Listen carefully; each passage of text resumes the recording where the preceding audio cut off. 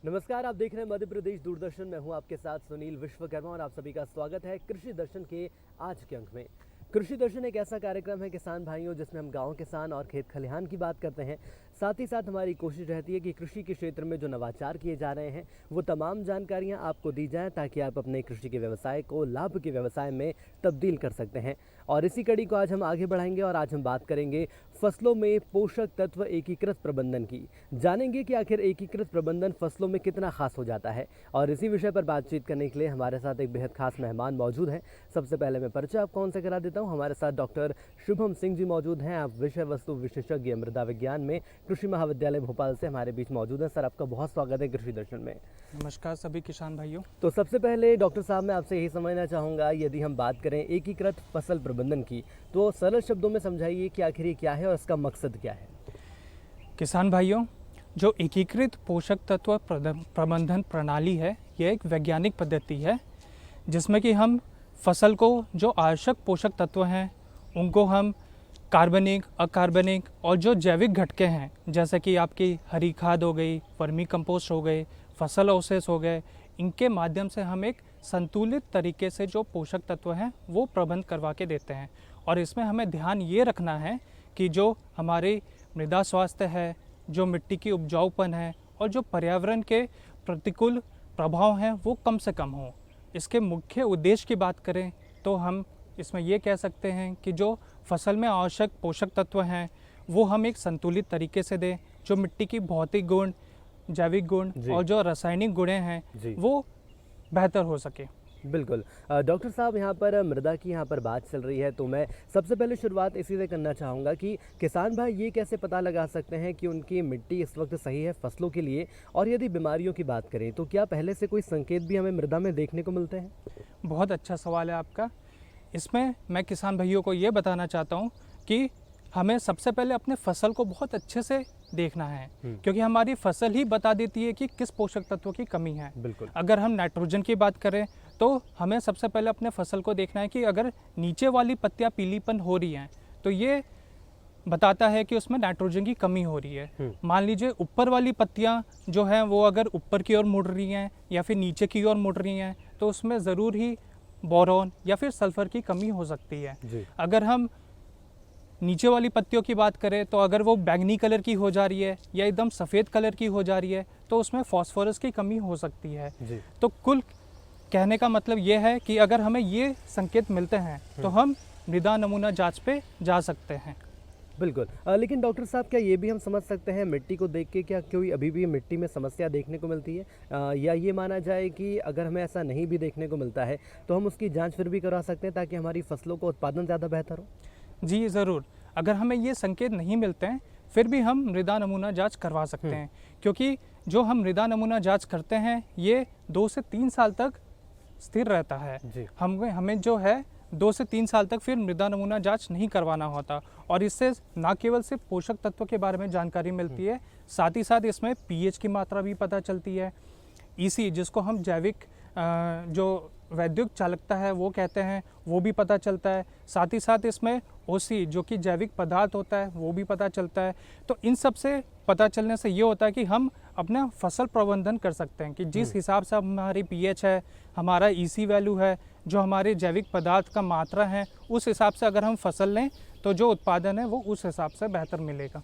बिल्कुल ठीक बात बोली डॉक्टर साहब आपने। लेकिन किसान भाइयों के सामने एक और बड़ी समस्या ये रहती है कि मिट्टी का उपजाऊपन आखिर कैसे बना रहे। इसके लिए हमारे किसान भाई क्या कर सकते हैं। देखिए किसान भाई, आप इसमें एक सुझाव ये ले सकते हैं कि हम हरी खादों का ज़्यादा प्रयोग करें। अब हरी खाद क्या है?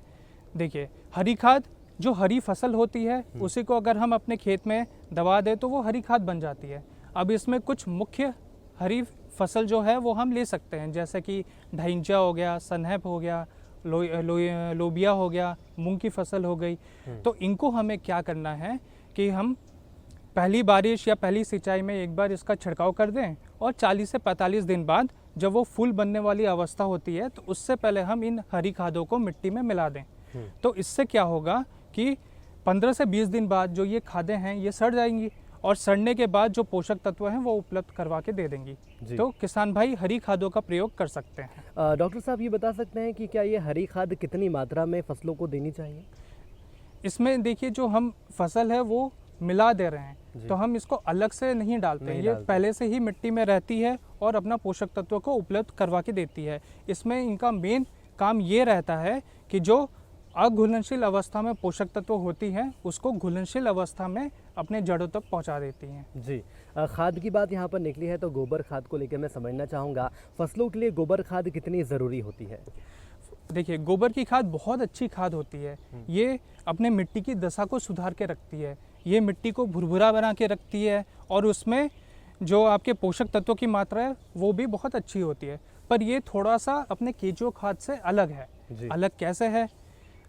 जब भी हम पोषक तत्व की बात करेंगे तो हम केंचुआ खाद पे जाएंगे और जब भी हम मृदा संरक्षित या मृदा को अपने को स्वस्थ रखना है तो हम गोबर की खाद पे जाएंगे। जी, इसमें जो केंचुआ खाद होता है अगर हम एक तुलनात्मक देखें गोबर की खाद से तो जो नाइट्रोजन है वो 4 गुना अधिक होता है अपने केंचुआ खाद में, जो फास्फोरस है वो 5 गुना अधिक होता है और जो पोटाश है वो 3 गुना अधिक होता है। तो उस हिसाब से अगर हम इसके मात्रा को देखें तो जो केंचुआ खाद है वो हम 3 से 4 टन प्रति हेक्टेयर डालते हैं और जो गोबर की खाद है वो 10 से 15 टन प्रति हेक्टेयर डालते हैं।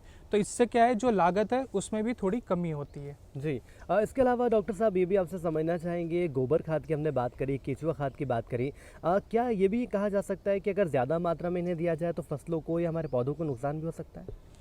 देखिए हर चीज़ की एक मात्रा निश्चित रहती है, पर अगर हम जैविक खादों की बात करते हैं तो ये आप ज़्यादा भी देने से इसका कोई नुकसान नहीं है। क्योंकि ये क्या करती है, ये आपके जैविक पदार्थ को बढ़ाती है। जैविक पदार्थ क्या करता है, ये मिट्टी को भुरभुरी बना के रखता है, उसमें जल रोकने की क्षमता को और अच्छा और बेहतर करता है और उसमें जो आपका हवा का प्रभाव है वो भी अच्छा करता है। तो इससे क्या होती है जो पोषक तत्व हैं वो और अच्छे से अपने जड़ों तक उपलब्ध हो जाती है।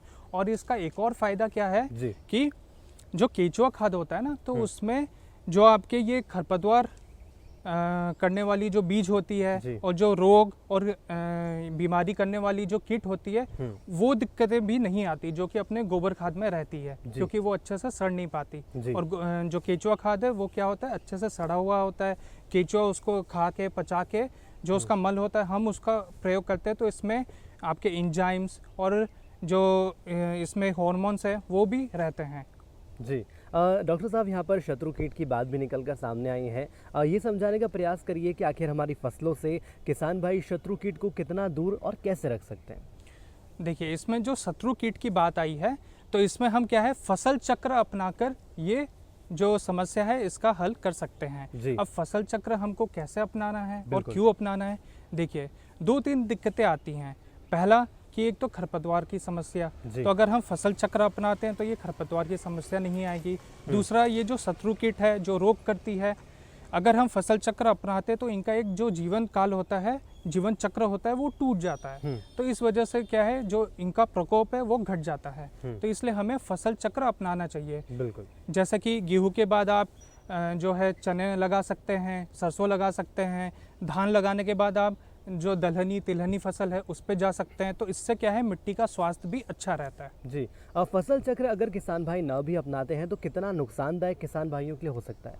देखिए फसल चक्र अगर आप नहीं उगाते हैं या नहीं लगाते हैं और हर साल आप एक ही फसल का प्रयोग करते हैं तो इससे क्या होता है कि जो फसल है वो जो पोषक तत्व है वो अपने मिट्टी में बहुत सीमित है। तो हर साल वही फसल लेने से जो पोषक तत्व है वो तो बस लेते ही रह रहे हैं, उसमें कुछ हम अलग से जोड़ नहीं रहे।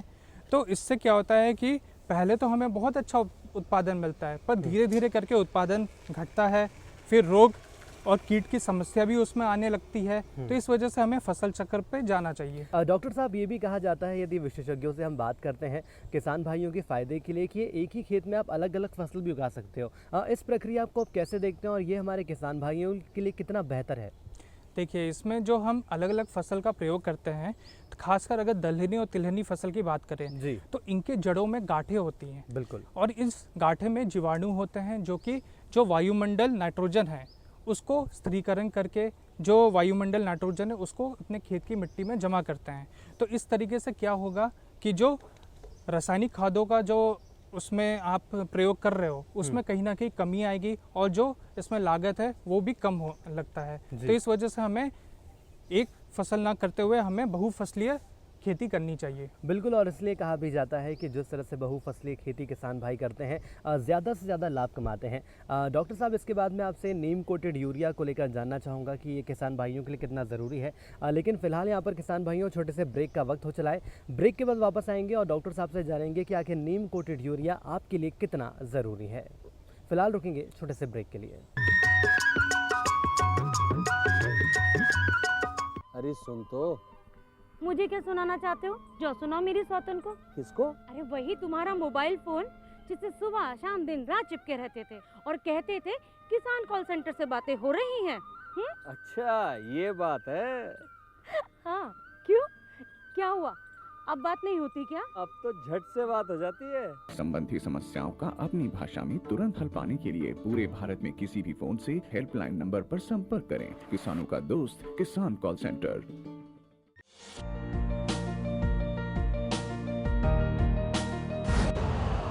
यूरिया का स्वदेशी उत्पादन 70 लाख टन बढ़ाने के लिए 6 उर्वरक संयंत्रों का उद्धार किया जा रहा है।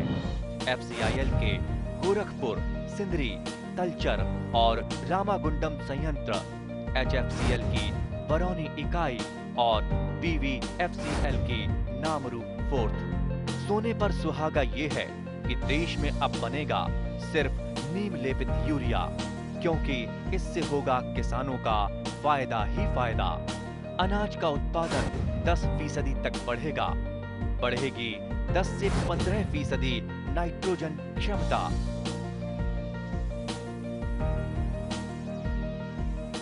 तो ब्रेक के बाद किसान भाइयों एक बार फिर आप सभी का बहुत स्वागत है और आज हम बात कर रहे हैं फसलों में एकीकृत पोषक तत्व प्रबंधन की। हमारे साथ डॉक्टर शुभम सिंह जी मौजूद हैं कृषि महाविद्यालय भोपाल से। सर, आपका पुनः स्वागत है कृषि दर्शन के आज के अंक में। बहुत धन्यवाद। और ब्रेक पर जाने से पहले डॉक्टर साहब हम बात कर रहे थे नीम कोटेड यूरिया की। ये बताइए ये आखिर किसान भाइयों के लिए कितना मददगार और कितना फ़ायदेमंद होता है? नीम कोटेड यूरिया की जब भी हम बात करते हैं तो इसमें हमें एक चीज़ समझना बहुत ज़रूरी है कि हम जब यूरिया की खाद का प्रयोग करते हैं तो वो दानेदार होती है और जब भी हम उसको अपने खेत में डालते हैं तो उसमें से हमें सिर्फ 30 से 40% नाइट्रोजन की ही पूर्ति हो पाती है। तो इसमें हम ये देखते हैं कि 60 से 70% जो है वो नुकसान हो रही है। वो कहीं खेत में पानी के साथ वो बह जाती है, नहीं तो फिर क्या होता है कि वो वायुमंडल में उड़ जाती है, तो उसका हमें पूर्ण फ़ायदा नहीं मिल पाता। तो इस वजह से आजकल हम क्या है नीम कोटेड यूरिया का प्रयोग करते हैं। अब नीम कोटेड यूरिया में क्या होता है कि ये नीम के जो कण हैं ये नाइट्रोजन को बहुत धीरे धीरे अपने जड़ों तक अवशोषित करवाते हैं और ये बहुत लंबे टाइम तक रहते हैं।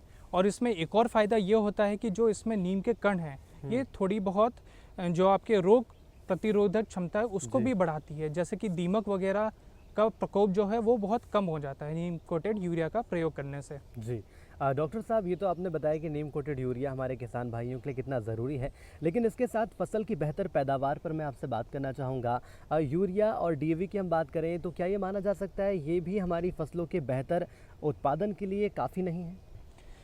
बहुत अच्छा प्रश्न है आपका किसान भाई। हम इस सवाल को ऐसे समझ सकते हैं कि मान लीजिए हम खाना खाते हैं, हम आहार लेते हैं, तो हम सिर्फ रोटी तो लेते नहीं, हमको रोटी चाहिए, दाल चाहिए, सब्जी चाहिए, हर एक चीज़ चाहिए अपने स्वास्थ्य के लिए। उसी तरीके से मृदा स्वास्थ्य है। अब उसमें क्या है कि अगर आप सिर्फ 2 या 3 पोषक तत्व ही देते हैं तो बाकी पोषक तत्व उनको नहीं मिल पाते। और हमें सबको पता है कि फसल को अपना जीवन काल पूरा करने के लिए 17 पोषक तत्वों की आवश्यकता है।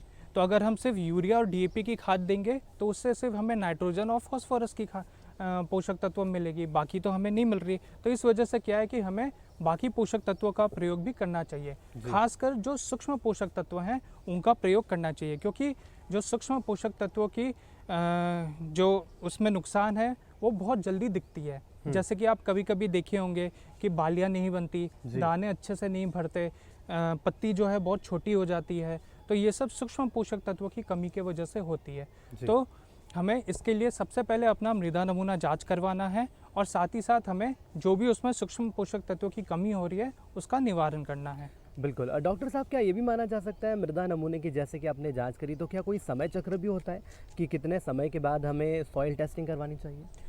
जो अपना मृदा नमूना जांच है वो हर 3 साल में एक बार करते हैं। और अगर समय की बात करें तो सबसे अच्छा समय होता है रबी फसल की कटाई के बाद, और इसको आप खरीफ फसल की कटाई के बाद भी प्रयोग कर सकते हैं, पर इसका सबसे अच्छा समय रबी फसल की कटाई के बाद ही होता है, जबकि खेत आपका पूरा खाली रहता है। उस समय आप मृदा नमूना जांच करवा सकते हैं। और इसमें बस ध्यान ये रखिएगा कि कौन सा फसल है आपका, उस हिसाब से आपको मृदा नमूना लेना है। मान लीजिए अगर आप अनाज वाली फसल कर रहे हैं या दलहनी फसल कर रहे हैं तो उसमें आपको 6 इंच या 15 सेंटीमीटर तक लेना है। अगर आप गन्ने पे जा रहे हैं या कपास की खेती करते हैं तो आपको कम से कम 30 से 35 सेंटीमीटर तक जाना है। और कोई अगर बागवानी की फसल ले रहा है तो उसमें 60 से 65 सेंटीमीटर तक।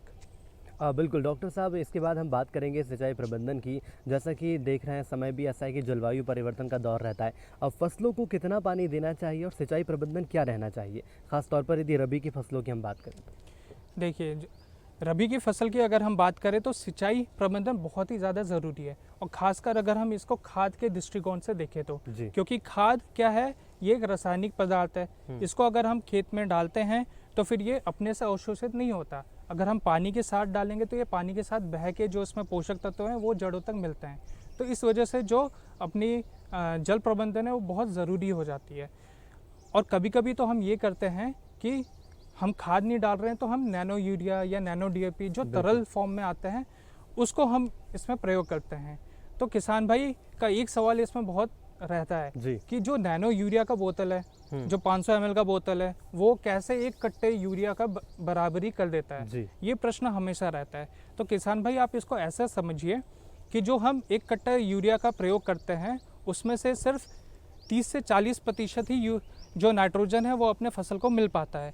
पर जो हम नैनो यूरिया का प्रयोग करते हैं उसमें कम से कम 80 से 90% जो नाइट्रोजन है वो मिलता है अपने फसल को, क्योंकि जो नैनो यूरिया है वो बहुत ही एकदम सूक्ष्म कण होते हैं। जो नाइट्रोजन के बहुत सूक्ष्म कण होते हैं और ये क्या करते हैं, पत्तियों में उनके टहनी से ये क्या है अंदर घुस जाते हैं, उनके ग्रंथों से कोशिकाओं में घुस जाते हैं, और ये फिर जो नाइट्रोजन है वो डायरेक्ट अपने फसल को उपलब्ध करवा देते हैं। तो इससे क्या है कि हमें अलग से यूरिया डालने की जरूरत नहीं पड़ती। तो इसमें मेरा एक सुझाव ये रहेगा कि जब भी आप नैनो यूरिया का प्रयोग करें, जो हम टॉप ड्रेसिंग देते हैं दानेदार यूरिया का 2 बार देते हैं खड़ी फसल में, एक पहली सिंचाई में और एक तीसरी सिंचाई में। तो जो तीसरी सिंचाई वाला जो आप दानेदार यूरिया का डाल रहे हो उसको हटा के आप नैनो यूरिया का प्रयोग कर सकते हो। बिल्कुल डॉक्टर साहब, नैनो यूरिया की आपने यहाँ पर बात करी और हमारे किसान भाई भी समझे होंगे कि आखिर नैनो यूरिया हमारी फसलों के लिए कितना ज़रूरी है। लेकिन इसके अलावा और भी पोषक तत्वों की अगर बात करें, जिंक की बात कर लें, सल्फर की बात कर लें, तो इनकी कमी आखिर कितनी घातक हो सकती है? किसान भाई, अगर हम जिंक की बात करें तो देखिए, जिंक की कमी होने से सबसे पहला जो असर होता है वो पत्तियाँ बहुत छोटी हो जाती है, जो पौधे हैं आपके एकदम बौने हो जाएंगे, और उसमें क्या है कि जो कल्ले बनते हैं, फलियां बनती है, वो भी बहुत अच्छे से नहीं बन पाती है। तो इसका सीधा असर उत्पादन पे पड़ता है।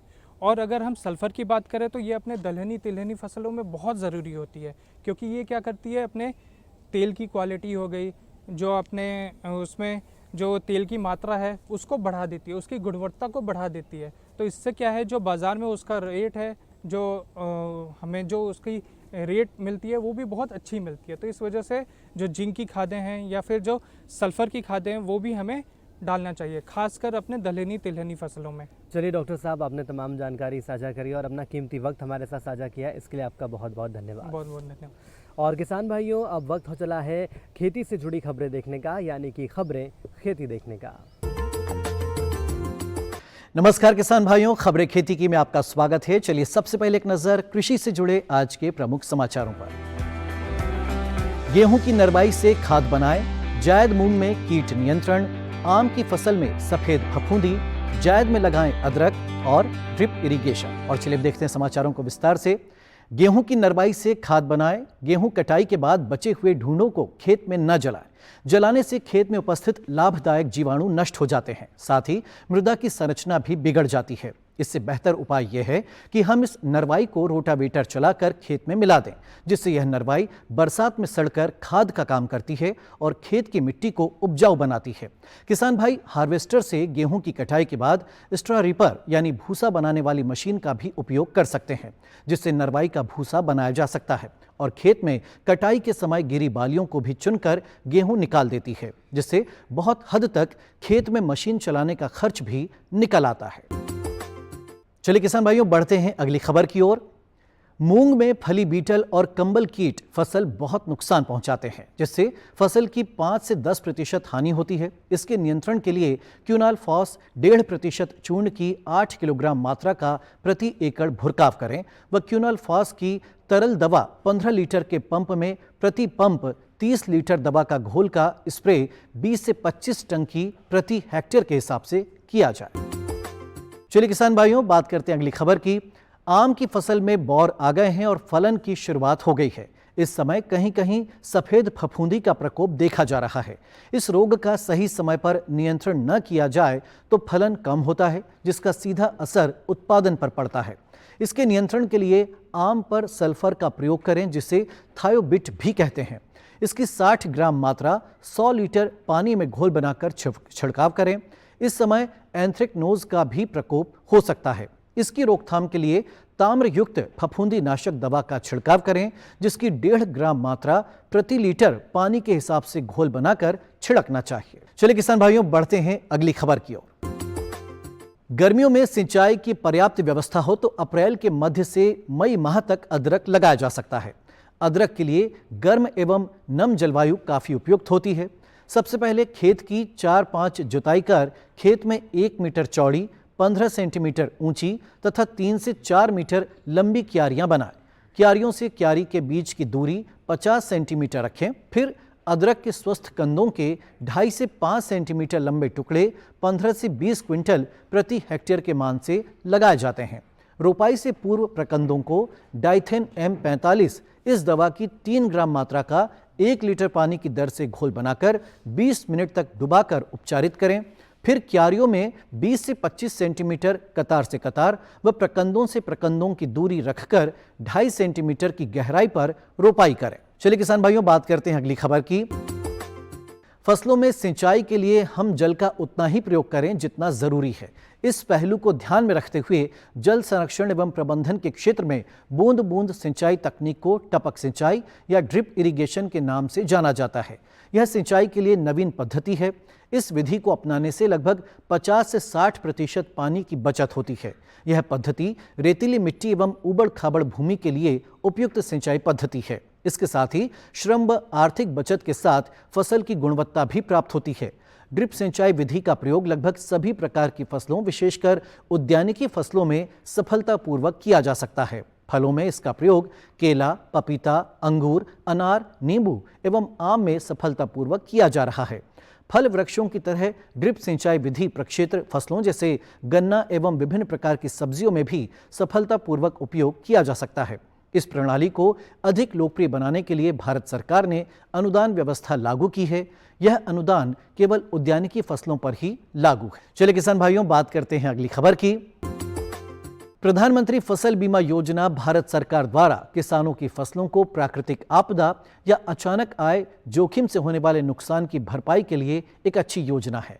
किसान इस योजना का लाभ लेकर योजना अंतर्गत नियमानुसार फसल में होने वाले नुकसान की भरपाई कर सकते हैं। इसमें प्राकृतिक आपदाओं के कारण खराब हुई फसल के खिलाफ किसानों द्वारा प्रदान की जाने वाली बीमा की किस्तों को बहुत नीचा रखा गया है, जिससे प्रत्येक स्तर का किसान आसानी से भुगतान कर सके। यह योजना न केवल खरीफ और रबी की फसलों को बल्कि वाणिज्यिक और बागवानी फसलों के लिए भी सुरक्षा प्रदान करती है। तो चलिए किसान भाइयों, आज खबरें खेती की में बस इतना ही। मुझे दीजिए अनुमति। नमस्कार। तो किसान भाइयों, आज के अंक में हमने जाना कि हमारे फसलों को संतुलित आहार देना कितना ज़रूरी हो जाता है। ये बात साफ है कि यदि आप संतुलित आहार हमारी फसलों को देंगे तो ज़्यादा से ज़्यादा मुनाफा हमारे किसान भाई कमा सकते हैं।